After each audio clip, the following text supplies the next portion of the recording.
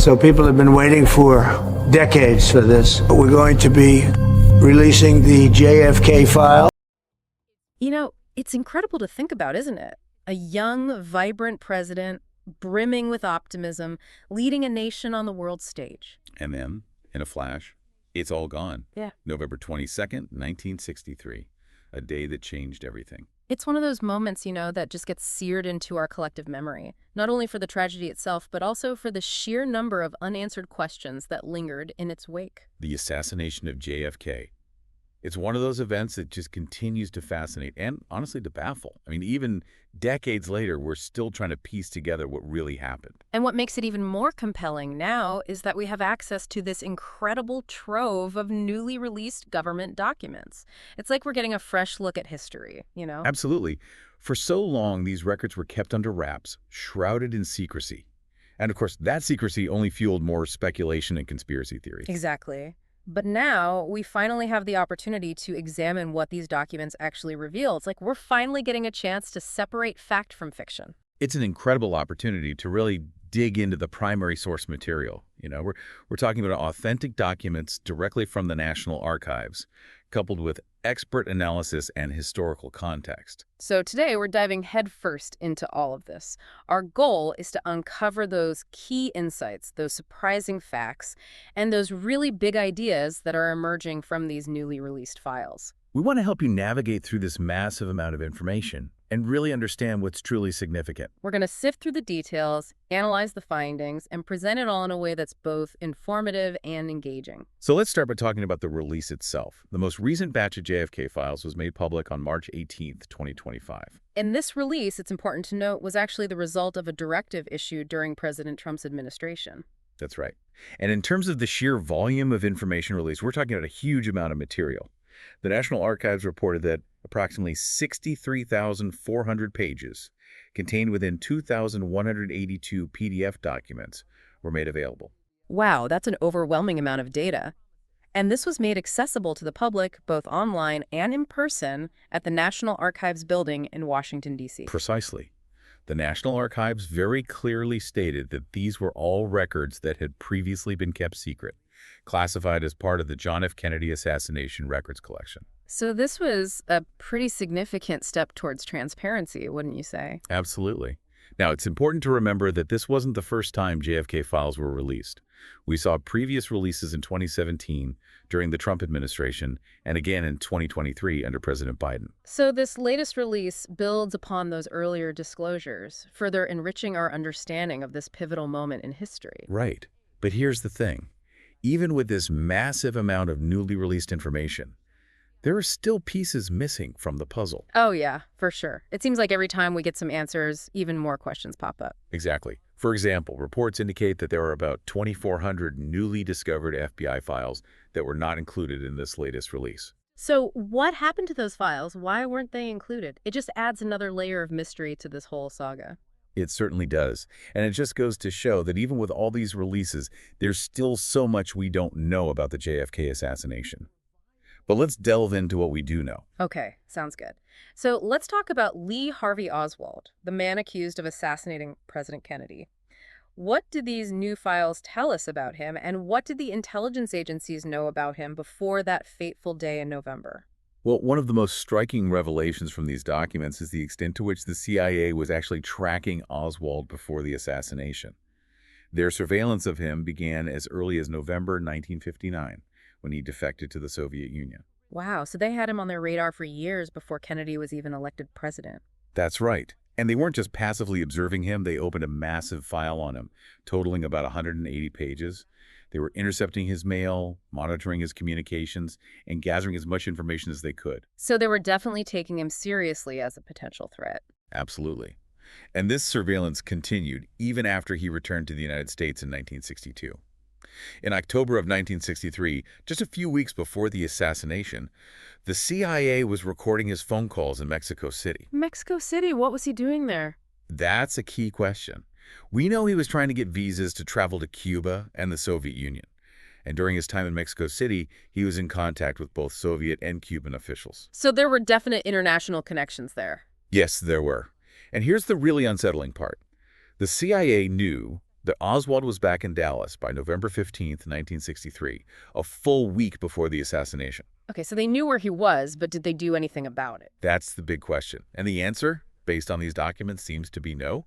Shockingly, they never shared this crucial information with the Secret Service, the agency responsible for protecting the president. Wait, so the CIA knew that a potential threat to the president was in Dallas, and they didn't tell the people who were supposed to be protecting him? That's unbelievable. It's a huge revelation, and it raises serious questions about why this information was not passed along. Was it just a colossal oversight, or was there something more deliberate going on? We don't have a definitive answer yet, but it's something we need to investigate further. Absolutely. We need to get to the bottom of this. And speaking of things we need to investigate further, let's talk about Jack Ruby, the man who shot and killed Oswald just days after the assassination. Right. So for years, people have speculated about Ruby's motives and his potential connections to organized crime. And it seems like these new files are shedding some light on those connections. They are. One of the most compelling pieces of evidence is a memo written by none other than J. Edgar Hoover himself. This memo, dated November 24th, 1963, indicates that Jack Ruby actually met with Chicago mob boss Sam Giancana back in 1962. So a known associate of the mafia meets with the guy who later kills the president's alleged assassin. That's a pretty big coincidence, wouldn't you say? It's definitely more than just a coincidence. It strongly suggests that Ruby had pre-existing ties to organized crime, and it raises the very real possibility that his actions were not simply a spontaneous act of grief or outrage. Right. It's entirely possible that he was acting on behalf of someone else, perhaps even to silence Oswald and prevent him from revealing further information. Exactly. And then there's the question whether there might have been a second shooter involved in the assassination. Oh, yeah, that's another one of those enduring mysteries. So what do these new files tell us about that? Well, there's a CIA report from November 23rd, 1963, the day after the assassination. That's quite interesting. This report mentions a witness who claimed to have seen a second gunman in Dealey Plaza during the shooting. So they had eyewitness testimony suggesting the possibility of a second shooter. They did. Yeah. Now, it's important to note that this report doesn't provide any concrete evidence to corroborate the witness's claim. But the fact that it exists at all means that the possibility of multiple shooters was being considered, even in the immediate aftermath of the assassination. And then there's the case of Julia Ann Mercer, a witness who came forward with some pretty startling claims about seeing Jack Ruby near the grassy knoll on the day of the assassination. Right. So Julia Mercer initially gave a statement to the FBI, but her updated testimony, which is included in these newly released files, claims that the FBI actually altered her original statement. They altered her statement. What did they change? Well, in her updated testimony, Mercer claims that she saw Jack Ruby with rifles near the grassy knoll on November 22nd, 1963. But this detail was not included in her initial statement to the FBI. So she's saying that the FBI deliberately omitted crucial information from her statement. That's exactly what she's alleging. And the FBI's explanation for this is that they were concerned about Mercer's safety. They claim that they were worried that if Ruby found out that she had given them this information, he might try to retaliate against her. Okay, I can see why they might have been concerned about that. Ruby did have those mafia connections. But even so, it's still pretty disturbing that they would tamper with a witness's statement, especially in such a high-profile case. Agreed. It definitely raises questions about the integrity of the investigation, and it makes you wonder if there was more going on behind the scenes than we've been led to believe. It's just one more piece of this very complicated puzzle that doesn't quite fit. Speaking of pieces that don't quite fit, let's talk about the CIA's activities in Cuba during this period and how those activities might relate to Lee Harvey Oswald. Right. So in the early 1960s, the U.S. government was deeply engaged in covert operations aimed at undermining Fidel Castro's regime in Cuba. This was during the height of the Cold War, right? When tensions between the U.S. and the Soviet Union were at their peak. Exactly. And Cuba, being a communist ally of the Soviet Union, was seen as a major threat to U.S. interests in the region. So what kinds of operations were the CIA involved in? Well, one of the most well-known operations was called Operation Mongoose. This operation was authorized by Robert Kennedy and involved a whole range of covert activities, including sabotage, propaganda, and even assassination attempts against Castro. Wow, they were really going all out to get rid of Castro. They were. And it's worth noting that Operation Mongoose was still ongoing in November of 1963 when Kennedy was assassinated. So how does Lee Harvey Oswald fit into all of this? Well, we know from these newly released documents that Oswald had contacts with Cuban officials in Mexico City just weeks before the assassination. So the guy who allegedly killed the president had been in contact with a hostile foreign government that the U.S. was actively trying to overthrow. That's not exactly a good look. No, it's not. And it raises some very serious questions about Oswald's motives and whether he might have been acting on behalf of the Cuban government or some other entity. It also makes you wonder if perhaps certain elements within the U.S. government might have seen Oswald as a threat because of his Cuban connections. Maybe they were worried that he might expose their covert operations. That's definitely a possibility worth considering. And these new documents also reveal some interesting details about the level of surveillance technology being used by the CIA at the time. Oh, yeah. What kind of technology are we talking about? Well, one document mentions the CIA's use of UV-visible chemical ink to track Soviet agents in Mexico City. Invisible ink. Sounds like something out of a spy novel. Right. It's pretty wild. And this tactic was apparently being used during Oswald's visit to Mexico City in September 1963. So while they were keeping tabs on Oswald, they were also using this advanced technology to keep an eye on Soviet operatives in the same city. It paints a picture of a very complex and clandestine world of intelligence gathering, doesn't it? It really does. And it makes you realize just how much was going on behind the scenes that the public was completely unaware of. Absolutely. So we've talked about the CIA's involvement, but what about the KGB? Did the Soviet Union have any interest in Lee Harvey Oswald?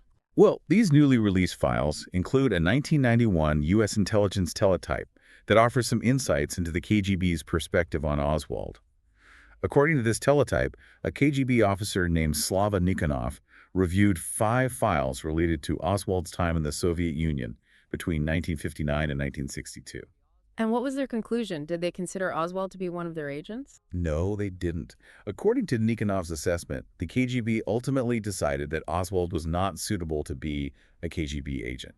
They deemed him too unpredictable and too much of a Marxist. Too much of a Marxist for the KGB. That's pretty ironic. Right. It's kind of funny when you think about it, but it's important to remember that this is just the KGB's assessment of Oswald. We can't know for sure whether they were being truthful or not. Of course. They might have had their own reasons for wanting to distance themselves from Oswald after the assassination. Exactly. And there's another interesting detail that emerged from these files regarding Oswald's marksmanship skill. Oh, yeah. Tell me more about that. So the KGB assessment described Oswald as a shit shot, claiming that he missed 6 out of 10 targets during some kind of evaluation. But then we have a 1967 document that quotes a Cuban officer, Abre, as saying that Oswald was a skilled shooter. So on one hand, we have the KGB saying that Oswald was a terrible shot, and on the other hand, we have a Cuban intelligence officer saying that he was quite good. Which is it? That's the million-dollar question. It's possible that the KGB was deliberately downplaying Oswald's abilities. Or maybe Abro had a different perspective based on his own interactions with Oswald. Or perhaps both assessments are accurate and Oswald's skills varied over time. It's just another one of those mysteries that we may never fully solve. And speaking of mysteries, let's talk about Gary Underhill. Right. So Gary Underhill was a CIA contractor who made some very unsettling claims in the aftermath of the JFK assassination. He reportedly told friends that he feared for his life and that a rogue faction within the CIA was responsible for Kennedy's death. Wow, that's a pretty serious accusation to make, especially coming from someone who is connected to the CIA. It is. And tragically, Underhill's fears seem to have been justified. Just 6 months after making those statements, he was found dead from a gunshot wound to the head. Oh, no. Was it ruled a suicide? It was. But the circumstances surrounding his death are very suspicious. For one thing, Underhill was right-handed, but the fatal shot entered the left side of his head. So it's highly unlikely that he could have shot himself in that way. Exactly, and that's led many people to believe that his death was not a suicide, but rather a murder. A murder designed to silence him and prevent him from revealing what he knew about the Kennedy assassination. That's the theory. And it's certainly a plausible one, given the timing of his death and the nature of his claims. It's a very dark and disturbing possibility, and it makes you wonder how far this conspiracy might have gone. Now let's shift gears a bit and talk about James Angleton, the CIA's counterintelligence chief during this period. Right. So James Angleton was a very powerful and influential figure within the CIA. He's often been described as the father of the deep state, and he was known for his deep distrust of the Soviet Union and his unwavering commitment to fighting communism. And he also had some very interesting connections to Israeli intelligence, didn't he? He did. In fact, his ties to Israeli intelligence were exceptionally close. He was a close personal friend of several Mossad chiefs, and he frequently visited Israel, often staying at Israeli intelligence facilities. Wow, that's pretty unusual for a high-ranking CIA official to be so closely connected to a foreign intelligence service. It is, and these connections have led some people to speculate about Angleton's role in the JFK assassination and its aftermath. So what do we know about Angleton's relationship with Israeli intelligence? Well, for starters, he was the CIA's primary liaison officer with both the Mossad, Israel's foreign intelligence agency, and Shin Bet, their internal security service. This meant that he was the key point of contact between the CIA and these Israeli agencies. So he was in a very powerful position to influence the flow of information between the U.S. and Israel. He was. And he also had a deep personal connection to Israel. He was a strong supporter of the Zionist movement, and he reportedly viewed Israel as a crucial ally in the fight against communism. So it sounds like he had a very strong personal and professional interest in Israel's success. He did. And that's why his role in the JFK assassination has been the subject of so much scrutiny. What are some of the specific theories about Angleton's involvement? Well, one theory is that he might have deliberately withheld information about Oswald from the FBI and the Secret Service in order to protect Israel. Protect Israel? How so? Well, some people believe that Oswald might have been working for or with Israeli intelligence, and that Angleton was trying to cover up their involvement. That's a pretty bold claim. Is there any evidence to support that theory? Not really, Yeah. but it's a theory that persists, and it's something that people continue to debate. Fair enough. It seems like there are a lot of unanswered questions when it comes to James Angleton and his role in all of this. There are. And these newly released files, while they provide some tantalizing clues, don't really offer any definitive answers. It's almost as if they raise more questions than they answer. In some ways, yes. Yeah. But I think that's part of what makes this whole subject so fascinating. There's still so much we don't know, and there are so many different ways to interpret the evidence. It's like a giant historical jigsaw puzzle where we have some of the pieces, but we're still missing a lot of them. Exactly. And it's up to us, as researchers and citizens, to keep searching for those missing pieces and try to put together the most complete and accurate picture possible. Right. And even though we may never know the full truth about the JFK assassination, I think it's important that we keep trying to find out as much as we can. I agree. This is a defining moment in American history, and it's one that continues to have relevance today. We owe it to ourselves and to future generations to keep asking questions and searching for answers. Absolutely. So as we wrap up our conversation today, what are some of the key takeaways you think our listeners should keep in mind? Well, first of all, I think it's clear that the CIA and the FBI knew a lot more about Lee Harvey Oswald than they initially let on. Yeah, that's definitely one of the big revelations that came out of these new files. They were tracking him for years, yet they didn't seem to do anything to prevent the assassination. Right. And that raises serious questions about whether there were intelligence failures or even a deliberate cover-up. We also learned more about Jack Ruby's connections to organized crime, which lends credence to the theory that his killing of Oswald was not a spontaneous act, but rather part of a larger conspiracy. The possibility of a second shooter also remains very much on the table. And the revelations about the CIA's extensive covert operations in Cuba during this period provide some important context for understanding Oswald's motives and potential connections. And then, of course, there's the enigmatic James Angleton and his deep ties to Israeli intelligence. It's a whole other layer of complexity that we need to consider. Exactly. And while these new files don't provide all the answers, they do give us a lot of new information to consider. They also reinforce the fact that this is a story with many different perspectives and interpretations. And that there's still a lot we don't know. So to our listeners out there, we encourage you to do your own research, explore the primary sources, and form your own conclusions. This is a topic that deserves our continued attention and scrutiny. Absolutely. And as you delve deeper into this historical event, remember to be critical of the information you encounter. Consider multiple perspectives and always strive for the truth. And if you found this conversation insightful, please don't forget to like, comment, and subscribe to our channel for more deep dives into fascinating and important topics. Thanks for joining us. Until next time.